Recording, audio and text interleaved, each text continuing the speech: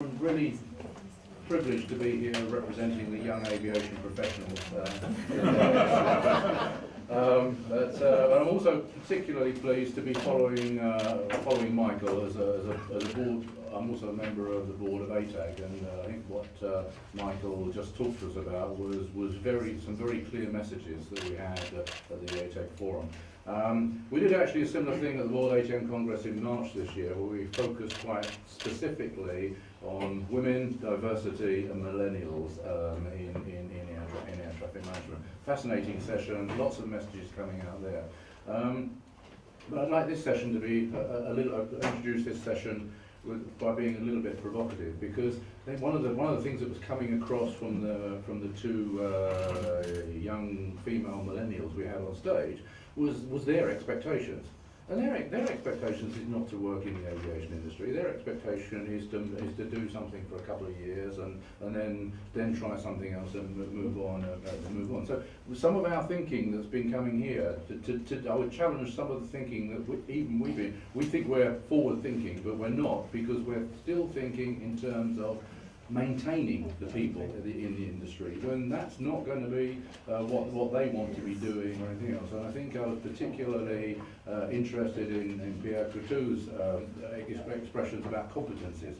So, I think our language around these things is going to be important. Are we maintaining talent in the industry? Are we, locking them in as prisoners for 30 years? Or are we making sure that we can fill the competencies that we need on a more flexible and agile basis? Is it even going to be the aviation industry? The aviation industry won't look like the aviation industry is today.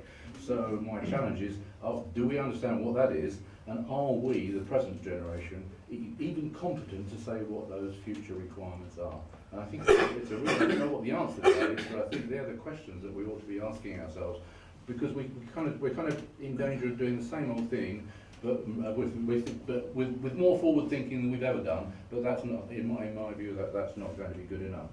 So the reason I go through that is because we really set, when we were setting up this forum, we kind of had three things in mind. When you've seen the previous two sessions, what are the challenges, and then what are the dynamics in the aviation and education industry around some of these things. And then this last session was really about, if we go back to the point where the education pipeline turns into the funnel of feeding people out into industry. When we're at that point, one of the key issues around this is the cost. Who's bearing the cost of all of that? Because we can have all of these wonderful aspirations, but unless there are some business models around that can facilitate and make that happen, we're just going to all sit here assuming everybody else is doing these things. So we're very pleased to have a panel. I'd like to invite the three panelists to join me here while I introduce you. So we're going to have a little bit of a discussion about that, but rather than just focusing on the cost, I'd like to focus on, well, what do we need? What's the business model at that point when people are leaving education? What is our business model and our facilitation process for getting the right people into the industry? So, have a very diverse panel. Here today. We have a professor. Next generation. We have a professor. We have a doctor, and we have Alex. Thank you, guys. So I knew I'd have to get you back. No, quite seriously though, Professor Triant Flouris, who's the Provost of the Hellenic American University. So I think Triant knows me well enough that he's going to get the first question. We're then delighted that Dr. Michael Kerkloh from Munich Airport has joined us, and look forward to his views, particularly as he hasn't been biased by any of the discussions that have gone on here so far. And finally, my good friend Alex is doing a remarkably good impression of Abdul Wahab, who unfortunately couldn't join us, but I asked Alex to join us, partly because to bring in some of the discussions from the previous session we've had, but also because Alex has experience in both the airline and the manufacturing industry, so we're trying to get a bit of breadth in here. So You say we're talking here about the sort of the point at which industry and education meet, and how can we best optimise that for the future. So, Triant, I'd like to ask you really for your views on that. Quite frankly, and just speak for a few minutes on how do you view this crazy industry that thinks it's going to influence what you do and pull all of the people from your university. Thank you. By the way, thank you for the introduction. It's a great pleasure to be here and share the floor with distinguished professionals and hearing the discourse that took place earlier today makes me incredibly optimistic about the future. I will start with a little story that actually includes Munich airport. Always good. Which I've been there only as a passenger. Great airport, by the way. Last December, we had a aviation safety week of sorts here in Athens. We had the NTSB, the National Transportation Safety Board of Greece, so it's the Aviation Accident Investigation Aviation Safety Board of Greece, hosting a 4-day workshop on safety. And then we had Athens International Airport doing Aviation Safety Day, as they always do. So it was an amazing gathering of professionals, primarily Greeks, but professionals from all over the place. We actually even brought trainers from the NTSB, and I was really happy about that. And I gave a speech on the last day about a aviation safety topic, and there were 3 students, 3 young students that came and spoke to me at the break, that they were from Munich. And they were actually interns at the Munich airport. They were there, they were interested, they were millennials, they were not Zers, but they were there, they were interested, they were taking notes, they were absorbing everything, they were listening to, they were asking questions, and at the end, during the break, they came and they actually spoke with me, asked some questions about my presentation. I was really impressed with them. And I said, wow, nice initiative. Then, by the way, the next day was the Athens Safety Day, and that was in Greek. The previous 4 days They were will in all English. speak Greek. And everybody speaks Greek. So they were again there.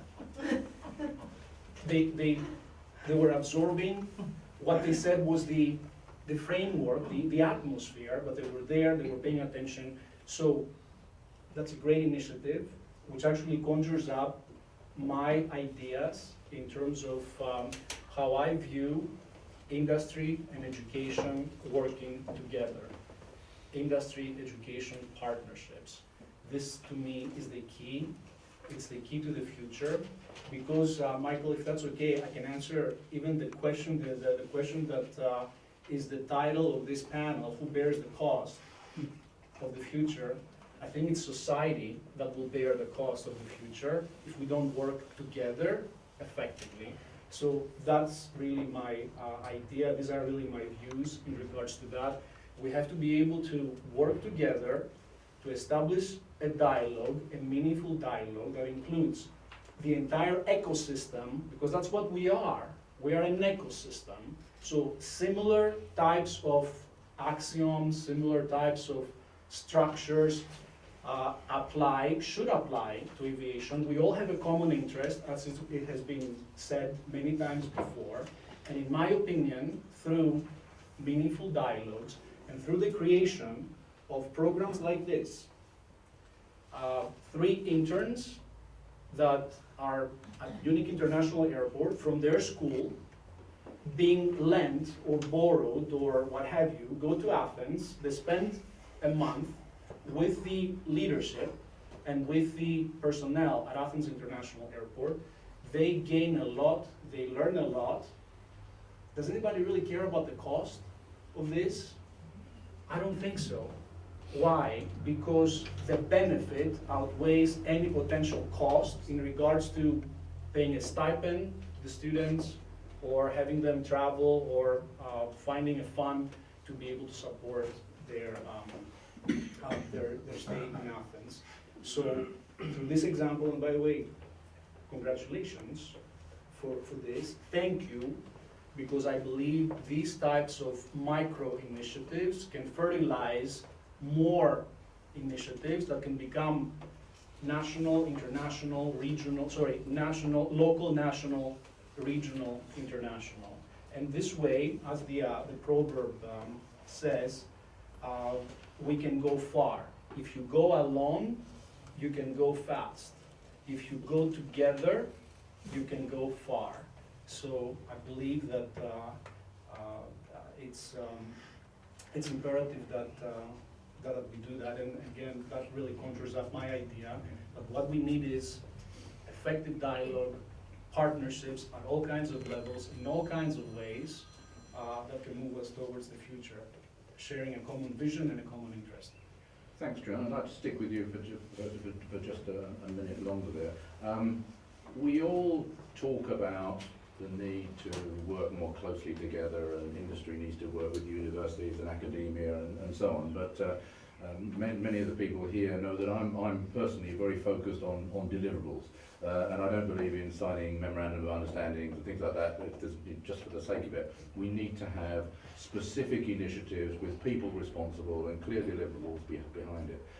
In that context, how do you see as establishing a better linkage between universities and industry? What do we need to do? Do you need specific organisations like Munich Airport, for example, to be having a relationship with your airport, agreeing to send numbers of people there? How do we actually make all of these nice words tangible deliverables? I appreciate that. This is the how question. Yes. You're absolutely right. It's the most important question, not only in terms of visualizing, but also in terms of having a flight plan, a path, however you want to call it, towards materializing what you're visualizing. I'm going to borrow a little bit of what I said before, and then also give you another example of a partnership. Yannis left, but this will go, the congratulations there will go to Athens International Airport, and I'm just going to talk about, again, local initiatives. In my opinion, the how, the best way to do it is through direct interaction, through discussions, being able to actually have these direct interaction and meaningful discussions. An airport with an academic institution, a government with an airport and with an academic institution, a training center with an academic institution. Training and education are concentric circles, but they're different. I mean, they intersect, but they're different in a lot of different ways. So dialogue, in my opinion, is important. How is that done? Bilaterally, very easily, just sitting down and talking about needs, desires, plans, what we can do together to materialize those. Other ways are through forums like this one. This forum includes academics, it includes practitioners, it includes government representatives in national and international levels.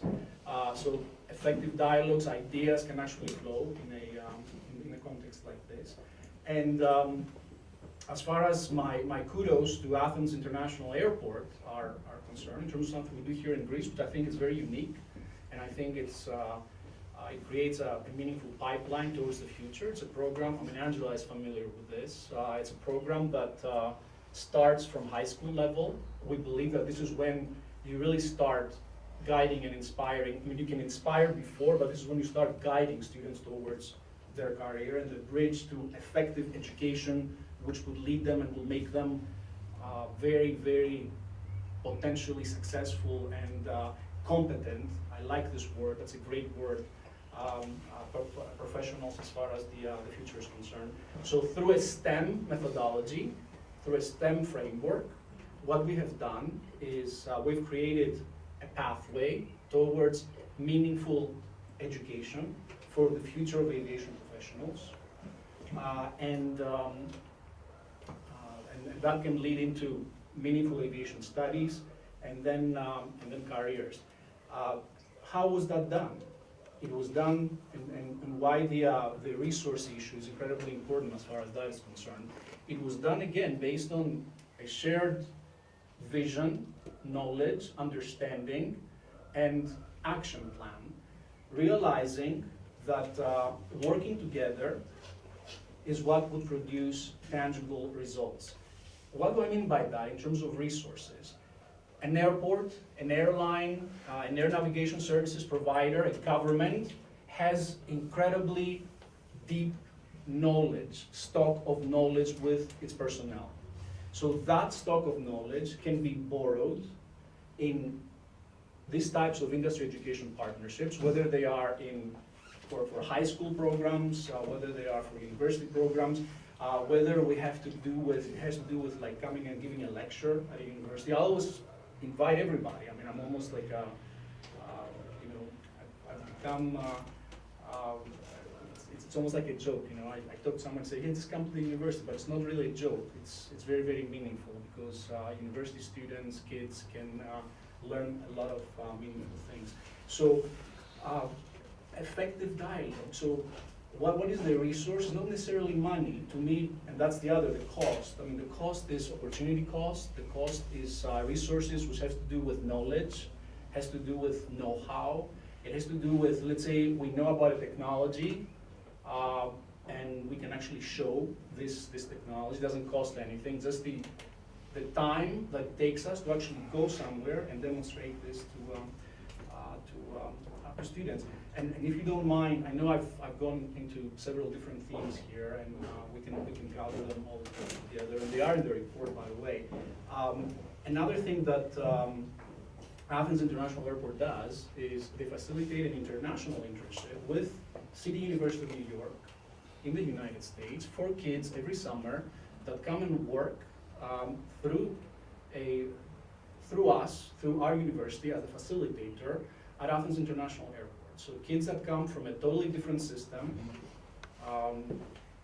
a system which is, you know, rigorous, it's old, it's complex, just like the rest of the world, but the US is a little different.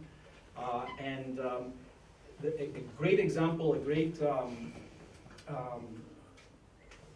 outcome that I can share with you in regards to that, the first year, and I will finish by addressing diversity in just a couple of seconds. The first year we had two young ladies that came. One of them eventually got a job with the Federal Aviation Administration after she graduated in the International Aviation Policy desk of the FAA. And what the hiring manager told her is that internship at Athens International Airport over the summer was really the reason why they hired her over some other very well-qualified candidates with bachelor's degree in aviation. Why? Because they felt she was open and she had an international perspective and she was able to actually go and learn in terms of this. And taking a step back in terms of diversity, since I just talked about Diana, and it's interesting that the first year it was females that came, the second year still. Eventually, when this program became popular, we started having male students also starting to come. So this one was more structured and more safe. But in terms of our Aviation and Flight Academy, the high school program, 1/3 is females. It's female students. So that's the pipeline. If you can inspire young adults through, again, STEM education, meaningfully structured, addressing what millennials and Gen Zers would like to see, this practical type of learning. Show them, do things, learn through this and not through a traditional way. You can actually, in my opinion, attract a very, very meaningful and diverse group of future aviation professionals. Right. Thank you for that. Michael, great to have you on the panel, not just as the President and CEO of an airport and Chairman of ACI Europe, but actually because you're from an airport that has a very high reputation for dealing professionally with all of its staff. And you also, I think, have quite a higher proportion of staff than many other airports, because as an airport you do many of the activities that others outsource. So people are obviously very important to you.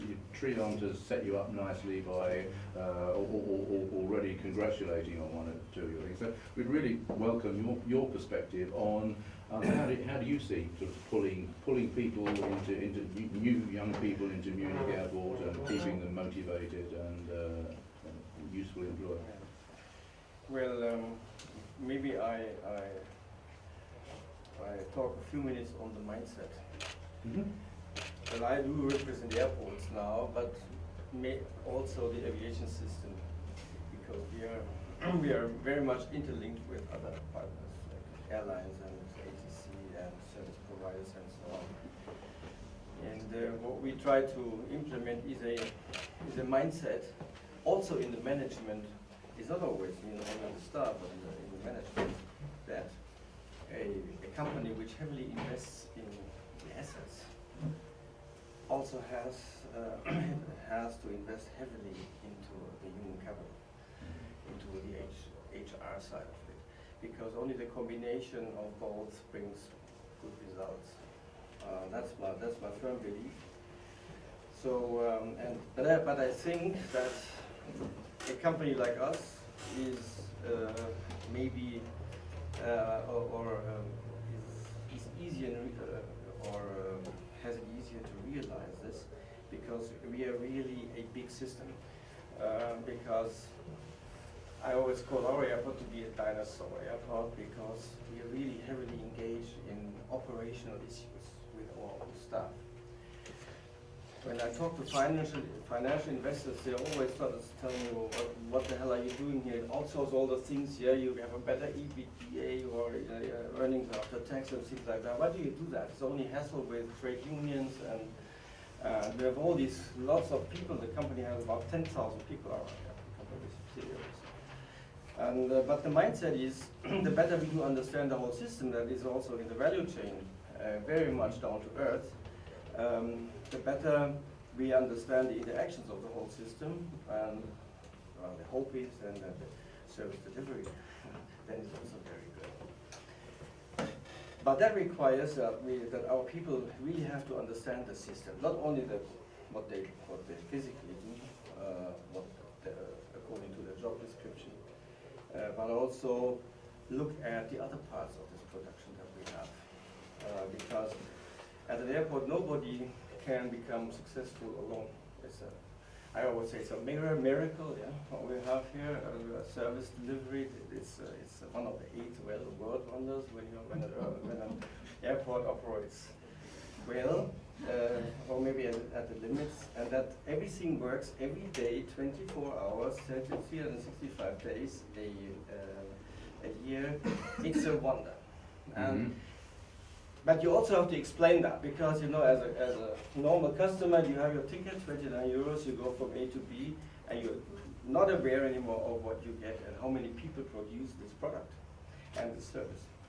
So the major issue is to work on the mindset, but also on the mindset of the managers, because of course they also have the pressure, they have a financial pressure, they have their financial targets, they have to deliver on improvements, they have to manage the digital change, everything they have to manage. But I think the core of it all is to get the empathy of the people, so that you convince them, is that you really include your staff in what you do. And the inclusion also means that they understand what they do, and they can learn, that they move on the learning curve. So that's the mindset. The mindset is focus on labor. You have capital and labor. I'm an economist. You have capital and labor. You both produce something, products, services, and also focus on the labor side. And you have to put as much attention on the labor side and on the capital side, and manage your capital side, your assets. Because in the end, we have a service industry. And you have to address all the levels you have at the airport, not only the management or the middle management or the millennials, whatever they're called, the Y generation, the no generation, the whatever generation. Once you have empathy, once people see you have empathy in what you do, you need followers in the best sense in your company. When they follow you, it's half of the job already done. But that's complicated. So they have to get interested in what they do in the interactions in the whole system. We have quite a large engagement in that.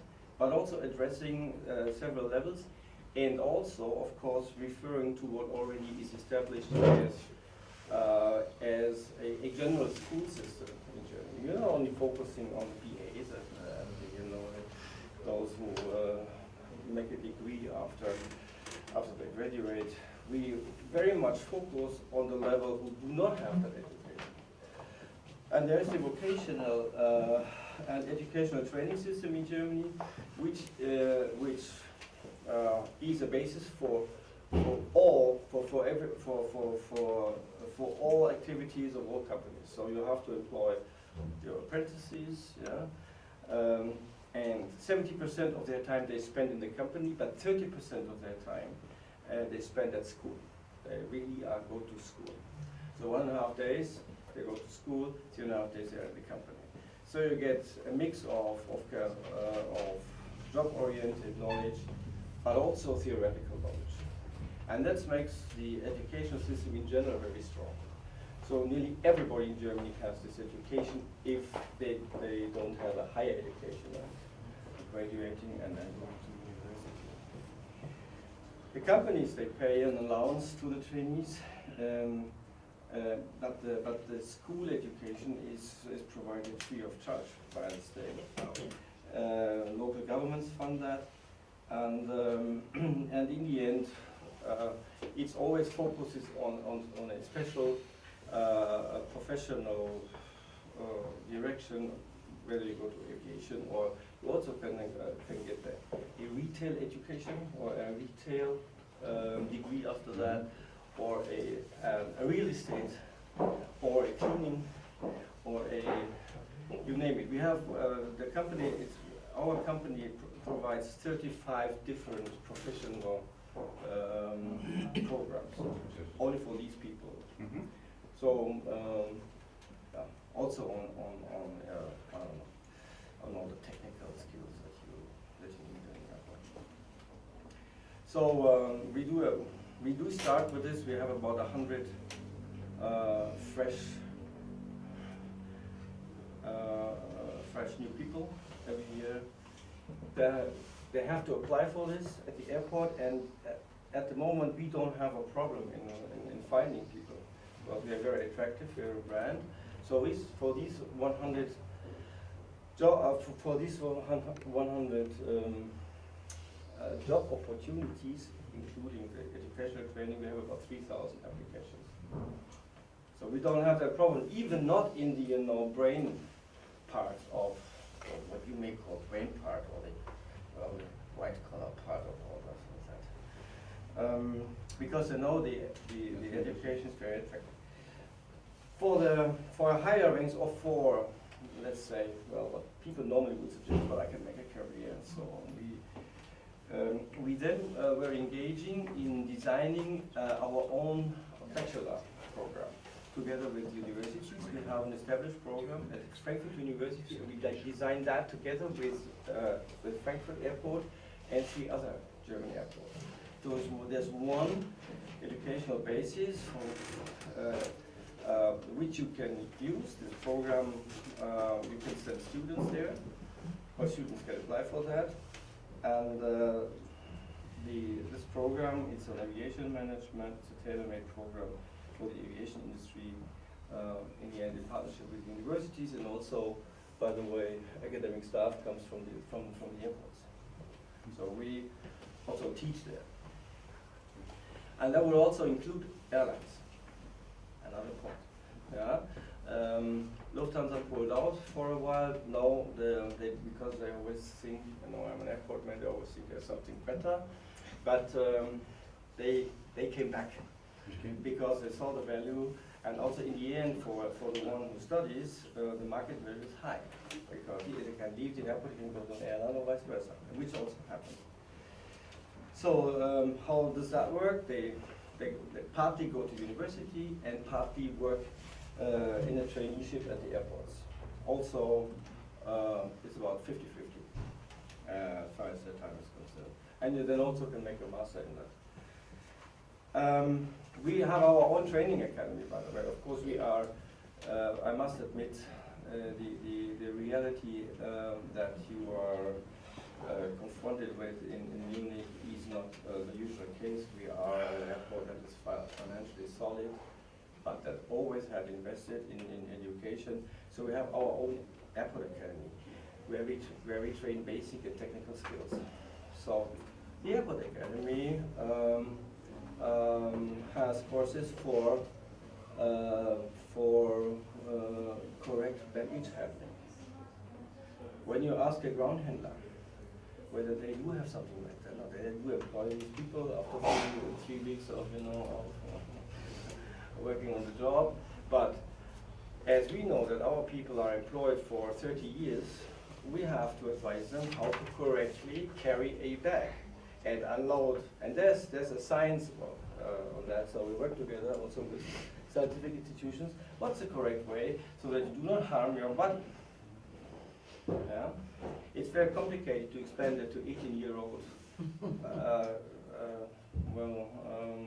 guys, who think, well, I don't need to pay money for the fitness studio because I'm a baggage handler. But that's there's also a professionalism in loading and unloading an aircraft. But we also do that for security staff, for retailers. We train our people, in of course, capabilities to operate or to work with a computer, group applications and all these things that you may know. We also train languages there, and for a higher level, we have leadership programs. And this airport academy sells this knowledge also to other airports, so they can get a contract. And we also sell the idea of airport academy to other airports, so that they maybe, with the help of Munich Airport, set up their own airport academy when they are big enough, or maybe to a country where there are several airports where they can do something like that. In addition to that, and it's always under this headline, how to make your work environment attractive, we also encourage people, of course, to engage themselves internationally as far as education is concerned. So we have participants. I don't see Pierre Coutu, who of course runs the university, are there. He doesn't listen to me, he looks at his iPhone all the time. Pierre? Hello? Because we were helping to design this worldwide program in training skills for general management capabilities at airports, in the end, how to run an airport. But the mindset there is to see how different in the end work environments are, their requirements, what the job environment in general is, in which management set you're coming, which kind of airport model you have. So they do learn diversity of airports in MPAP. And I say Munich Airport is rather an exception because we do all these things, and most of the airports don't manage as many things as we do. But I want them to see that the world is different, and I also want them to learn that not every solution has to be as complicated as Germans normally think it should. That's very, very important. We also have a joint program with Lufthansa. So for special people, Lufthansa invites us to send people into they have an Explorer program for leaders, for the future leadership people, and we managed that our people can take part there, so that we also have an insight into the airline world. I mean, for the airports and the airline, you have always this hassle, and so it's good to, in the end, when we have conflicts, airlines and airports, that we have these conflicts on a very high level, not on a low level. So that's so cooperation with airlines is important, and they also start being interested, by the way, in how airports are run. Because the business models of airports and airlines, of course, are different. And so they also get better knowledge on why we do things as we do them, and why we have positions as we have them. And these positions are not because we want to, in the end, make airlines angry, but it's because of a philosophy that the aviation sector has to grow. And one last point, sorry, is We have established a sister airport program with other airports. So we do have, that's part of that. But we really have cooperations with 7 other big airports, but according to the philosophy of our airport, we consider ourselves to be a 5-star airport, a high-quality airport. So we, that should not sound arrogant. Yeah, we only partner with the best, and that's via continents. So we, our sisters are Singapore, yeah, Beijing, in Japan, Nagoya, it's Bangkok, it's Johannesburg, best airport in Africa, with Denver in the US. So we have some sort of, and there we do establish management exchanges. So we have teams that come to that visit each other. We do prepare programs for one-to-ones for working on problems or exchange views. Getting also an idea of where you are as an airport. You benchmark yourself, of course. Well, the agenda is learn from the best. And this overall is a picture that is the basis of our philosophy, how HR is as important as asset management. Okay, thank you for that. It's very comprehensive and interesting model. Not what everybody follows, but it's a very interesting one, and obviously successful for you. Angry Airlines, Alex. You have been at the business end of airlines and also the supply industry as well.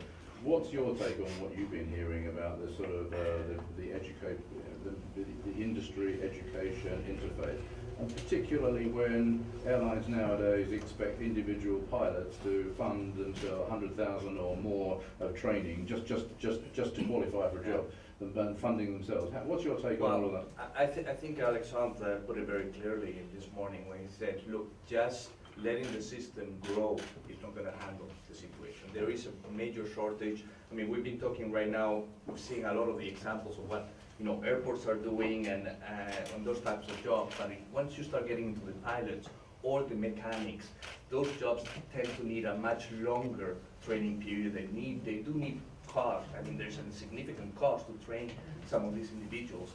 And the airlines have done, as much as they can. They partner with academia. They have programs. They steal pilots from the Air Force. They try anything they can. But there's still a major shortage of both pilots and mechanics. And one of the things that I haven't heard in the conversation here yet is, yeah, airlines have to pay. We will pay. Partners, airports, all the suppliers, academia will be part. The third pillar here has to be the government. Some of these jobs are really high-paying jobs, both on the pilot side and the mechanics. This is jobs that you want in your country, that you want to encourage. And there is already a big shortage, and there's going to be still an even bigger shortage. And I think as an industry, although we've been talking about it for a number of years, we're behind the ball. In the US, for example, they just, last October, they approved $10 million in the FAA reauthorization bill for workforce grants for maintenance, technical people, $5 million, and for pilots, another $5 million. That which is, I mean, it's a good first step. I don't know if 10 million is enough a year, but it's a good first step. It took about 2 years of lobbying the U.S. government by IATA, by the repair associations, etc. And that money is still not available. Although it's approved because it's part of the FAA, it still needs to go through the appropriations committee to get the money. So a little bit getting back to the point on the subject of the panel, who's going to pay for that? Yeah, we need more of those things. We need some grants from governments to help encourage the development of those kinds of programs. I'm aware of the internship programs that they have in Europe, in Germany, in Switzerland, has similar things. Unfortunately, in some places, for example, the US, which is a big producer of aviation and what's the word I'm looking for? Consumer of manpower. They don't have that. There's not a good partnership between government in terms and industry in terms of internships. I think that would be a good idea if we can get something like that in that market that is so big and where there's going to be a big shortage.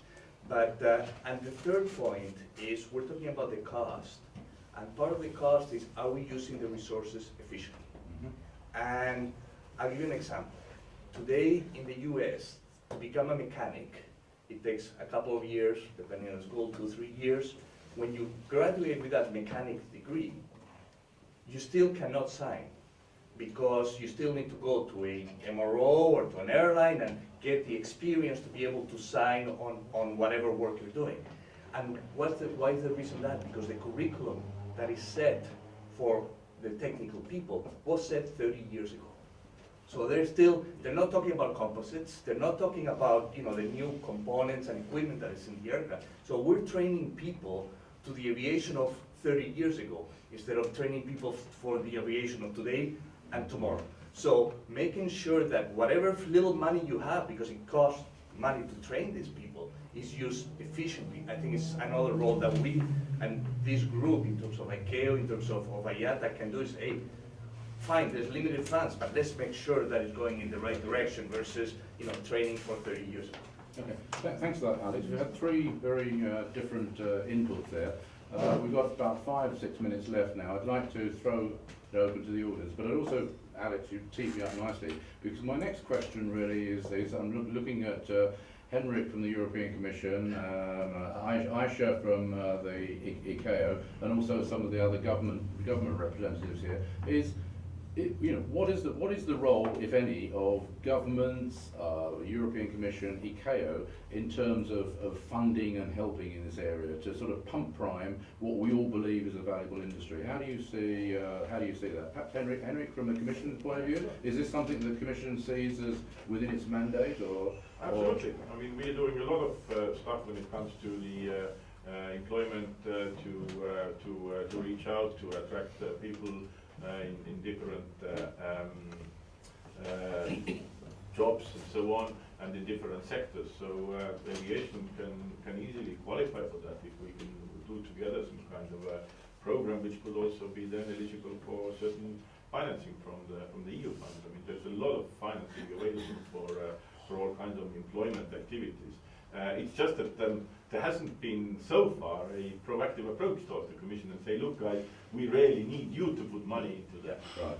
And for example, that agreement in the US, that it requires, has to be a partnership between industry and government. You nobody by itself can access those funds. And then, we have the social funds, we have the social fund. The social fund, you have a lot of possibilities for different kinds of activities.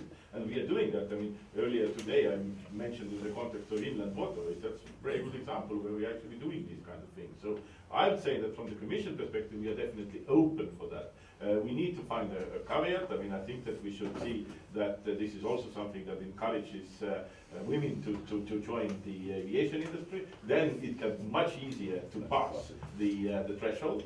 And perhaps adding some other caveats and also maybe focusing on the technological change that we are currently having. But it wouldn't be something which is not possible to do. It's just that then we need to get together, and then the big question is also who is going to be the partner from the aviation side. Is it going to be some kind of airline organization? Is it going to be airport organization? I mean, because we really don't want to only look at one component. We want to see holistically the whole aviation sector. And try to support that. So yes, it is definitely possible. Okay, thank you for that, Henrik, and clearly for my industry colleagues here and also university colleagues, that we need to get our act together and determine what we want, I think. So Aisha, I know you're burning to speak on the subject. Actually, this is very close subject to my heart, and this is something sometimes we say we go and advocate and talk. We say come and join. And I've been through it personally, and now I get embarrassed by pilots who just graduated or in the pipeline, and they say we've been looking for jobs for a long time and we can't find the jobs, and yet we are advocating about it. But the question, what can we do about these who are not sponsored by airlines or probably even governments? Even if a government wants to fund a student pilot or these very specific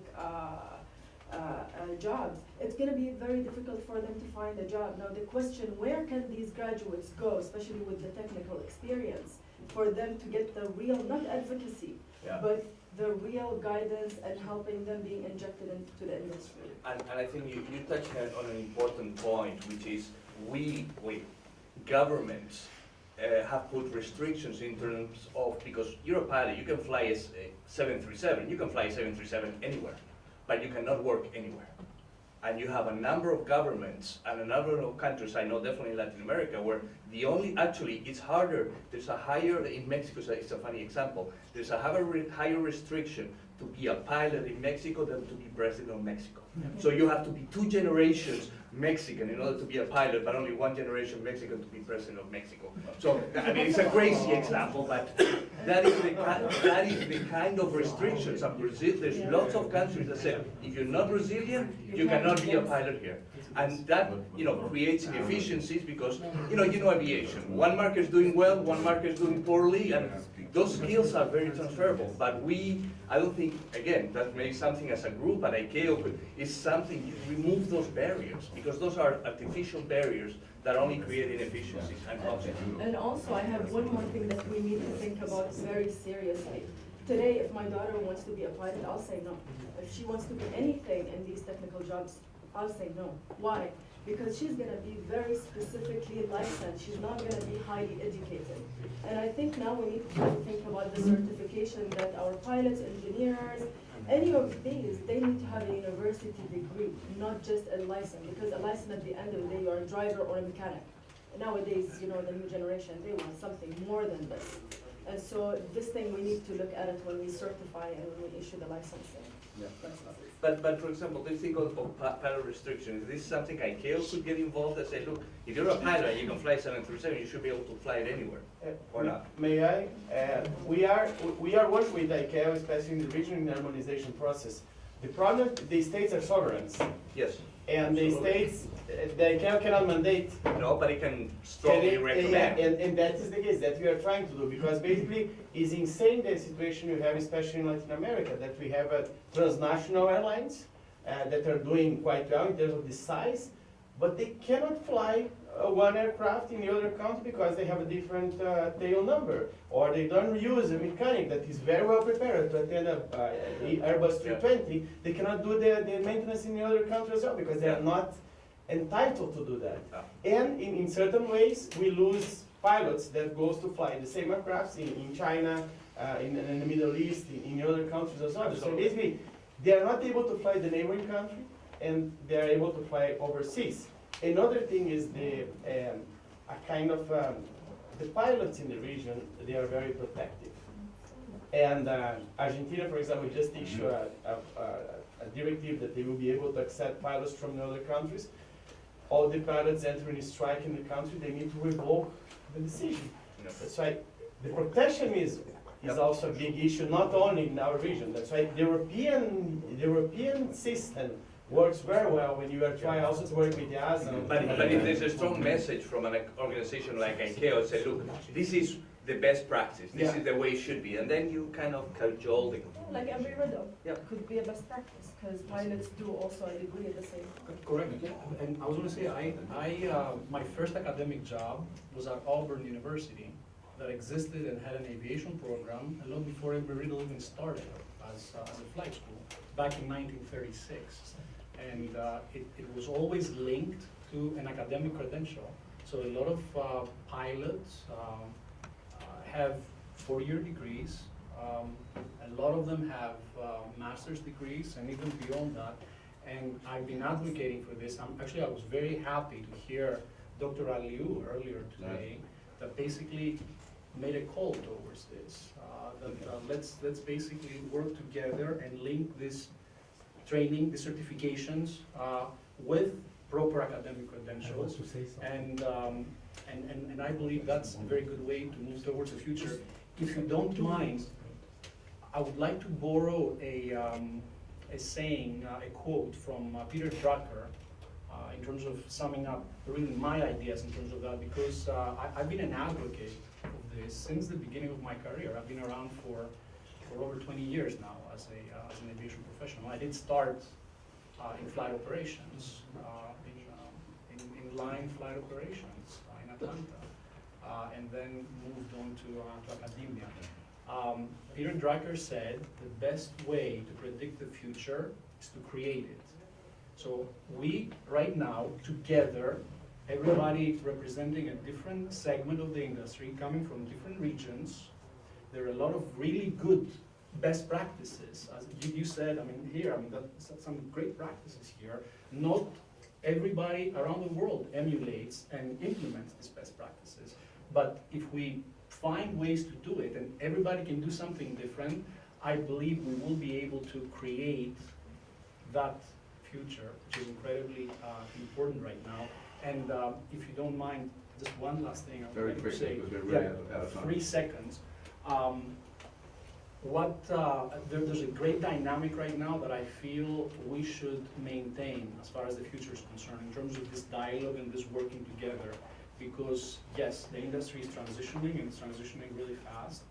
And there are a lot of really important issues that need to be addressed. I hope we don't get to the point where, let's say, everything is fine and there's demand that's being met, and then all of a sudden we start feeling that we don't need each other anymore, and then we start going again our separate ways. I feel right now we have a chance to actually put together these systems and the processes to be able to, in a sustainable manner, work together until the end of time. Okay, thanks. That's a Thank good, you, Jeff. I'm good, sorry good to, note to which to end on the panel. However, I've got two more interventions. There's one of those nasty sovereign states at the back that wants to speak to us. Thank you very much for the floor. I would like to react on cooperation between the state and the industry. I can see the additional volume on this because I will use the example from former Czechoslovakia, because we had this model which was mentioned by Triant 60 years ago, that even I graduated the university for the pilots, 5 years. I have a master degree for economic and operation air transport, plus all topics for the pilots. But 30 years ago, everything was financed by state. It was, I don't know, 2,000 applicants and only 30 successful people which had the chance to study on this university. Now, the situation is different. The education is provided by the state. It's for free. You have to pay only for accommodation. But for the pilot's training, you need to pay. And there I can see the space for cooperation, because if we can identify that in the future we will need 10,000 pilots, there are the universities, and such a person which is educated could be also a good manager, and he can decide in the future not to be pilot till 60, but run the business. And second thing, regarding the mechanics and technicians, we had, during the socialism, we called it dual education. The person from, for example, 16 was employed in a company, and 3 days studying, 2 days working. And when he become, or she, 18 or 19, it was real and normal and useful worker and expert. And now we are coming back to this, and especially for mechanics, there is a high school which is producing the good mechanics, but back to the investment of the state. Try to guess how many from them are staying in Slovakia. They are really good experts, and they are immediately taken by market. Yeah. And Yeah. after that, it's so hard to protect this idea, to finance it more from the state side. I mean, but they're good paying jobs, they're really good paying jobs. Thanks. And finally, to Eamon Brennan. I'm talking as a former regulator, okay?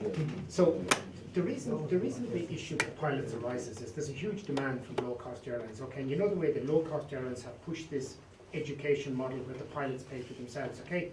But there is an answer to this, and the answer is, I think, linked with this morning's panel where we were talking about AI and more automation, because the cost of training pilots is actually the cost of airtime, the cost of fuel, the cost of aircraft. It's heavily intensive, capital intensive, and one-to-one labour. That's the reality. But there is a new generation of training stuff coming out with new technology, MPL particularly, all of this kind of things, where actually you can synthetically train the pilot and he doesn't need to run up as much fuel time, etc. And simulators are getting cheaper. So I believe there's a midway where there's an education for management, but also the technical skills that won't break the bank of mum and dad. Great, thank you very much for that. That's a good note on which to end, I think. And just to show that we are fully synchronised, I'd like to No, I have just ask a small, Robert Dayon to a say small point about state founding education for aviation. It's something that happened in Switzerland. In Switzerland a few years ago, we have convinced the state that the tax on the kerosene for the domestic flight in the past was used to renovate the road. And we said, hey, that's not correct. Should be give back to the aviation. So we get all together and we said, okay, let's do a project. What do we do? What are we going to do with this money? And we were all aviation people around the table, and we said, okay, one is safety, one is security, the other is technology. So it's about 100 million Swiss francs that now are distributed to the airport, to the airline, to all the operators according to that. But today, I think with all that we have done, I think we were stupid. We should have said at least 25% of this money should be put to training and development of employees. And next week, I will call the regulators in Switzerland and I will tell Change them, the format. maybe you can change the rules. Great, thank you very much. Good example to follow. Good example to follow. So Costas is looking at me because I'm finishing with 1 second to spare. So I'd like to please join me in thanking the panel for their comments.